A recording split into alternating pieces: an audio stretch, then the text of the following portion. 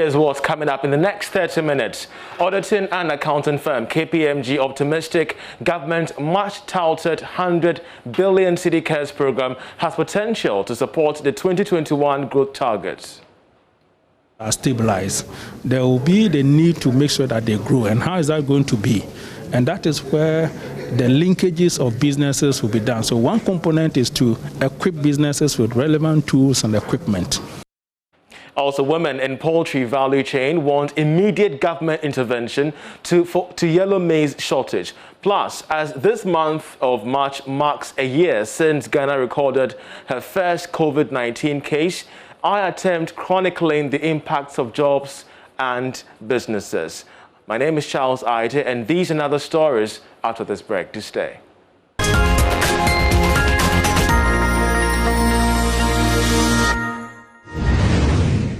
Hello and welcome. Auditing firm and accounting firm KPMG believes the introduction of new tax measures and other levies in the 2021 budget are short-term measures to revive the economy. Doing its analysis on the budget estimates, senior partner at KPMG Anthony Sapon expressed confidence that though the taxes may bring some hardship to businesses, government will be quick to withdraw them after a positive pickup of the economy. There is more in this report. Government has introduced some new taxes in the 2021 budget for targeted areas like sanitation, COVID-19 related procurements and road infrastructure. Stakeholders, including the Association of Ghana Industries, have been reacting. They say the move will worsen the plight of businesses struggling to recover from the pandemic. After hours of deliberations on the economic policies, senior partner KPMG Anthony Sapon said the new measures must be for the short term. If we say we want to survive and we don't take some drastic measures to be able to stabilize us, then what is going to happen is that we may find ourselves sinking deeper and may even lose all that we have. So in the short term, we have to brace ourselves for difficult situations. And that's why some people call it tighten your belt in the past under the previous economic recovery program. So these tax measures the government has introduced, I believe, are short-term basis to help us stabilize and have our breath. Then what CARE will do is that once you have the initial breath, you will then be able to have a survival air to be able to grow. And I think that the combination is what will save us. And Ken Ofuriata, who joined the conversation virtually, has described the move as a shared responsibility for all to contribute in ensuring that uncompleted infrastructure projects are finished up. Budget is a battle cry and for all of us to be part of this, to burden share going forward. We have some 8,700 projects. We've targeted them for completion so that culture of not completing projects we do away with. Consolidation is important for us because the macros have to be stable, and clearly what we did in the past 3.5 years was what is able to support us in 2020 while others were tottering. And then the continuity of growth with the over-tamper intervention. Economics lecturer at the University of Ghana, Dr. Professor Chumesi Bafo, who was on the panel, argued that the new taxes must be invested in profitable infrastructure projects to fasten the growth of the economy. Meanwhile, the senior partner at KPMG, Anthony Sapon, has told Joy Business that the 100 billion cedi cares program by government has the potential to support the growth targets in the 2021 budget and economic policies. 100 billion project that the government has put together over 3 to 4 years to support businesses and enterprises. And as you know, the COVID itself had a major devastating effect on businesses, first from the lockdown, second from supply of inputs, third working capital getting away, and a lot of businesses dwindle. So it's important that when COVID seems to be contained, there's a need to support businesses that would have lost their working capital, that would have lost their customer base, that would have lost their businesses to rebound back. And to do that will require such intervention from government. So I believe that the CARE program is one of the, the bold, relevant and appropriate initiative that government has put together to be able to bring back enterprises and also to help the economy recover. It's important to understand that what the CARE program is looking at is to stabilize businesses. So a component of it is, say, if you had businesses that you've gone down, that you are losing the entire essence of the business, the CARE program component on stabilization will help you. The second aspect is the growth aspect, that once businesses are stabilized, there will be the need to make sure that they grow. And how is that going to be? And that is where the linkages of businesses will be done. So one component is to equip businesses with relevant tools and equipment. The other is to support businesses that are into the input and raw material sector to increase production. And then the third component, also looking at light manufacturing, that we are not just going to be producers of raw materials, but we'll convert what we produce into finished or semi-products, packaging, and this within the context of the African intercontinental trade is also relevant, because if you're going to be able to take advantage of that trade and be able to increase our export to other African countries, then first, we need first to be able to produce first the raw materials, second the finished goods, and we must also produce them to the level of quality and standard that will be acceptable and be able to compete in other countries while at the same time be competitively, pricing-wise, be acceptable. So all of these, I think, makes the CARE program, as I said, relevant and appropriate.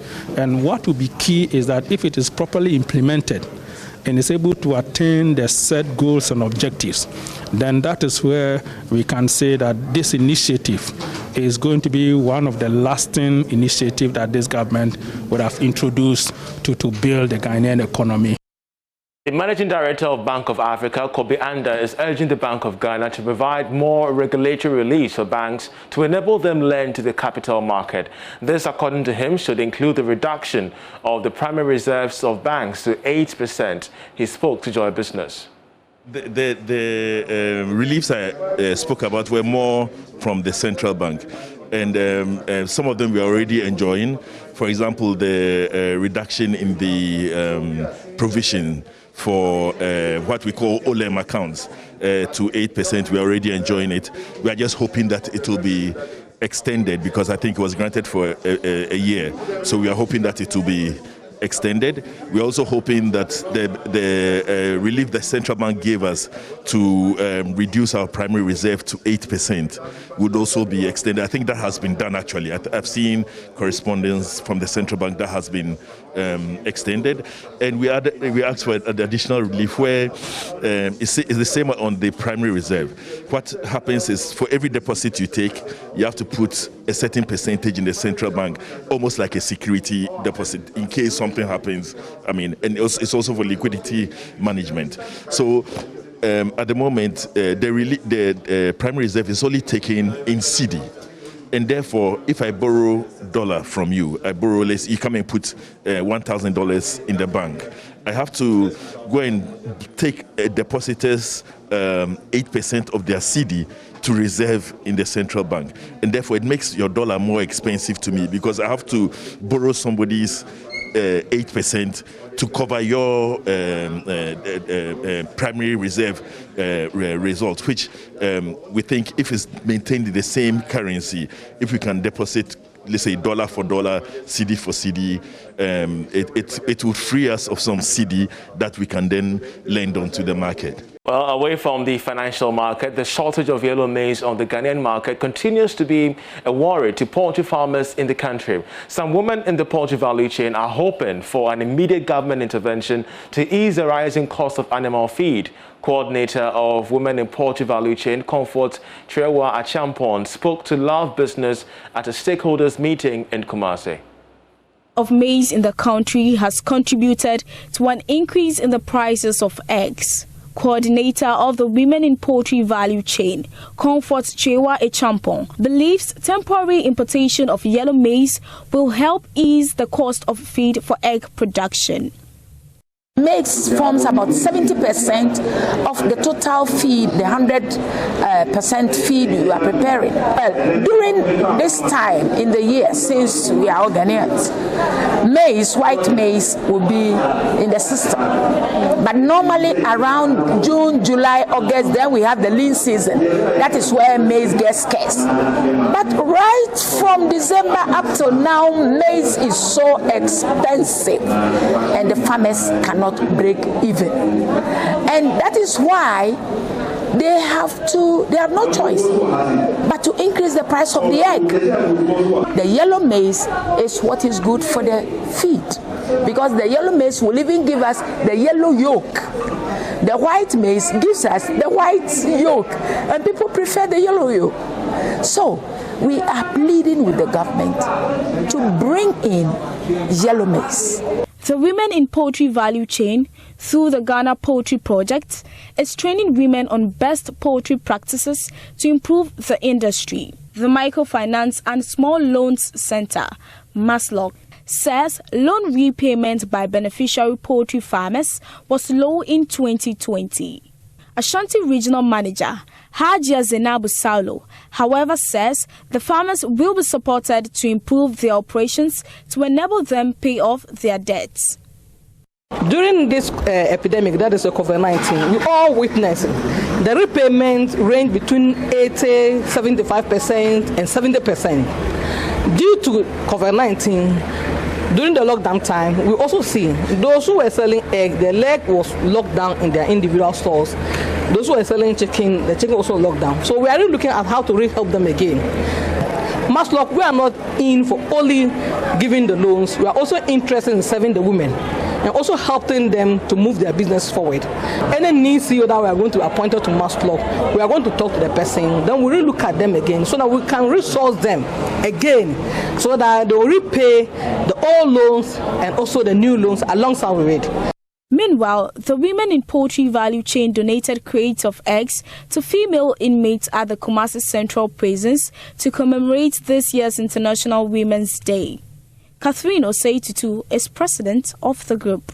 We are training them, the women, the way that they can handle the waste, the way that they can handle the eggs, the way that the farm practices and everything. We are giving them training through GPP, Ghana Poultry Project, to do all this thing for them so that we can come out for people to see that, yes, we are doing something to help the industry. Anita Sewa Ajugan reporting. The organization has named digitization as its key support to Ghana's full participation in the African Continental Free Trade Agreement. According to the Deputy Regional Representative for Ghana and Africa, the FAO is working around the clock to attract the youth to facilitate in digitization processes as the youth are more versed in technology. Jocelyn Brown Hall believes that agriculture is a huge sector which is not limited to labor, but of course other opportunities the youth can explore. She was speaking with my colleague Emma Davis. Production doesn't have to be about back-breaking work in the heat, just pulling down cocoa pods or harvesting maize. There's a whole host of applications, technologies, micro-technologies, solar power, microfinancing that we can draw the youth into. And the youth, as you know, tend to be more agile and facile with technology than older people such as myself. So we need that kind of creativity, that energy,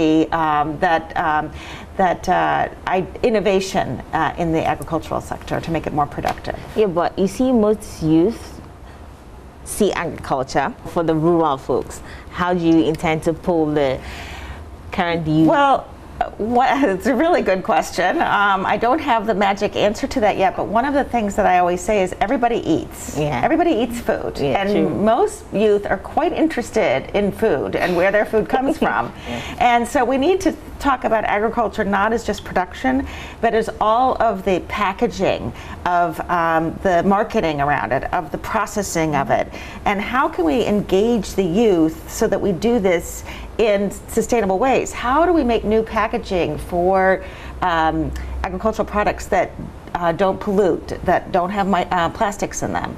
How do we engage the youth to have mini stock or mini commodity exchanges around whatever it might be, cocoa, coffee, mangoes, anything like this? So I think that people need to start thinking about agriculture not as just food production, but cooking and processing and marketing and things that I think youth are really interested in, because as far as I know, most youth are interested in food.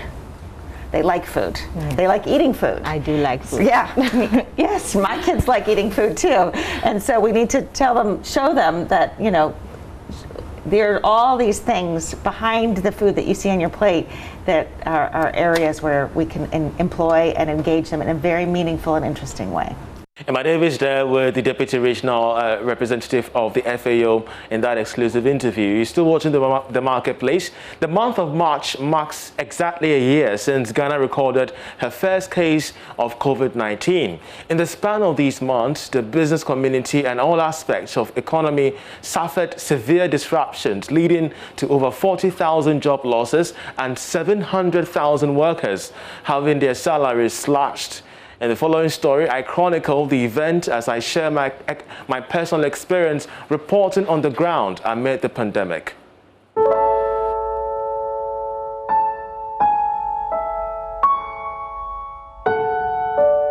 The lockdown restrictions wasn't just situated here in Ghana. We had the entire globe closing their borders to neighboring countries.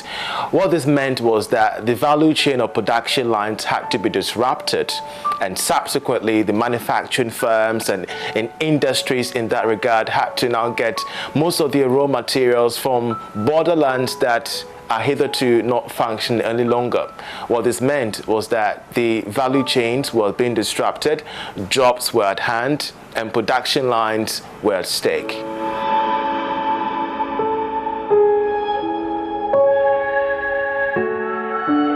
Everyone resident in these areas must stay at home for the next 2 weeks. However, if you must go out, it must only be to get essential items such as food, medicine, water, undertake banking transactions, or to use public toilet facilities.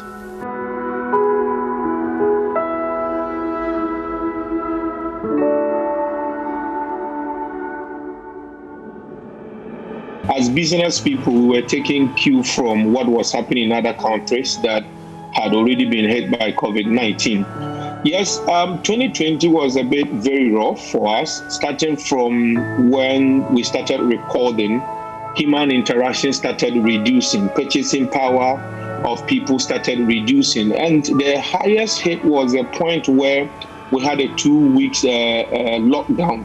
You see, some of the businesses we ran that are day-to-day businesses actually got hit a lot, especially when areas like Greater Accra, Greater Ashanti region had to go in lockdown for 2 weeks. And then it stalled a lot of things. Cars stopped moving. So yes, businesses, especially from all the sectors, even the agri that we felt that really did well, was having issues because a lot of things were changing.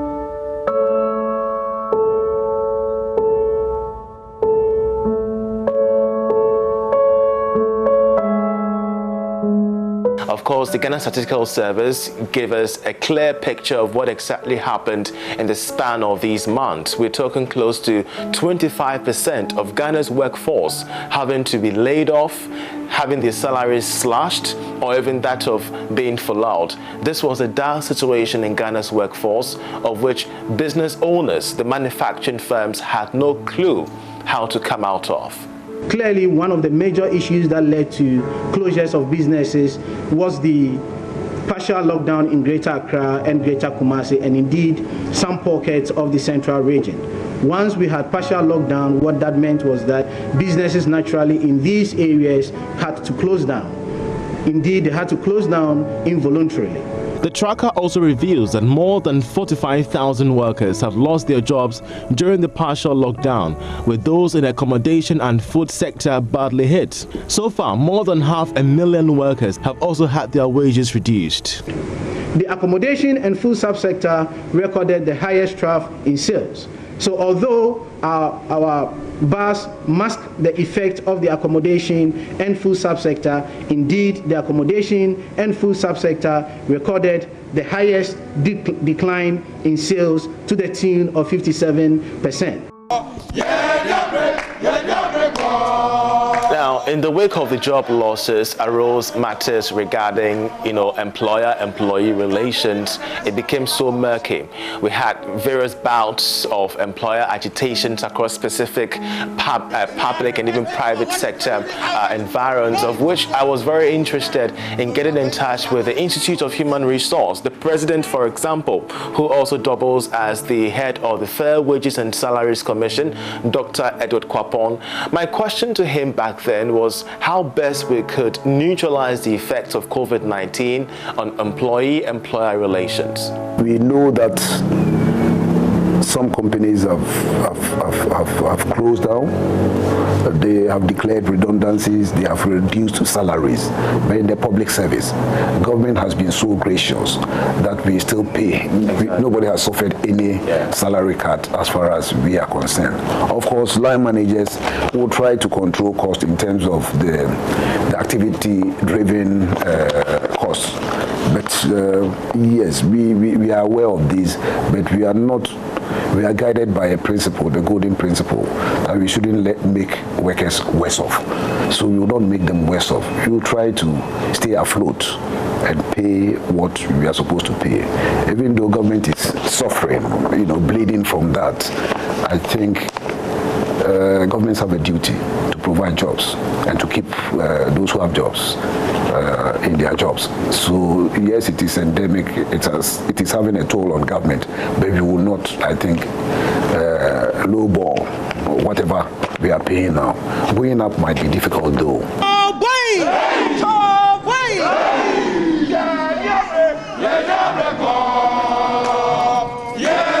The impact of COVID-19 was a whole chain, of gravity. One aspect of the Ghanaian economy that felt it so much harder was the aviation industry, because mind you, we're talking about travel lines, we're talking of investment flows through the airspace, and it was interesting to know, visiting the Kotoka International Airport, having to see empty runways, empty halls, and the fact that even those who were traveling had to be essential travels back then. The Kotoka International Airport was virtually shut down, and of which the then aviation minister Joseph Kofi Adda explained to us the extent to which damage had been caused the aviation sector, not just in Ghana but the entire West African aviation space. The airports in Ghana, particularly the international airport, Kotoka International Airport, has also been shut down, and this has adversely impacted on all of the players in the aviation sector. The main operators, the Ghana Civil Aviation Authority, and the revenue that it gets, the Ghana Airports Company, the operator of the airports, and then all the affiliated agencies, whether they're subcontractors, they're service providers, such as cleaning companies or security operators or hospitality-related operators, such as those driving cars and carrying travelers from hotels to airport hotels. All those people in the value chain of aviation have been adversely affected, which means that the revenues have gone down, which means that the employment is at risk. Some of them have lost their jobs. It's taken a toll on us and our government, of course. It wasn't all about the doom and job losses, because we do know that COVID-19 also opened a space for the techpreneurs, those into fintech, to explore their potential within this margin. In a spate of just a year, interacting with most of these techpreneurs made me understand the fact that their profit margins had increased by 100% fold, even beyond that. It tells us the extent to which the going digital under COVID-19 was essential for the survival of businesses and as well the expansion of the Ghanaian economy. Hi, my name is Henry Kobler. I'm a computer engineer by profession, and I run a tech company called ISO Africa. I think that that the tech industry is thriving. It's becoming better off in terms of how we bring in solutions into the market. I think that from our end, we've been successful at getting across some countries and even providing these solutions to people. Looking at the numbers, it's always getting on the rise, and we're excited about it. But I think that COVID coming in sort of just gives us a bit of distraction, and I think that for us, it's also a good thing for us to look at a brighter side of what we're doing, because it opens a lot of avenues for us to explore.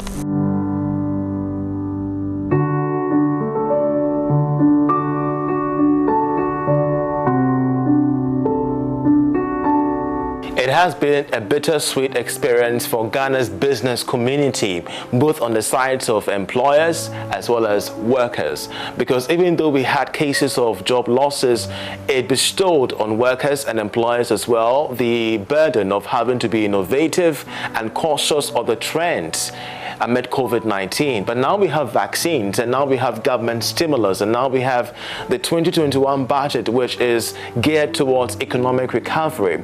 The question to the minds of most businesses is, how do we harness the potential of the post-COVID-19 economy in Ghana? For most of them, this doesn't just remain a challenge, but also a responsibility. I'm Charles Aite for Joy Business. Indeed, telling the COVID-19 story ever since we recorded our first imported case a year ago. That's how we end this edition of Marketplace. My name is Charles Aite. For me and the rest of the team, many thanks for watching.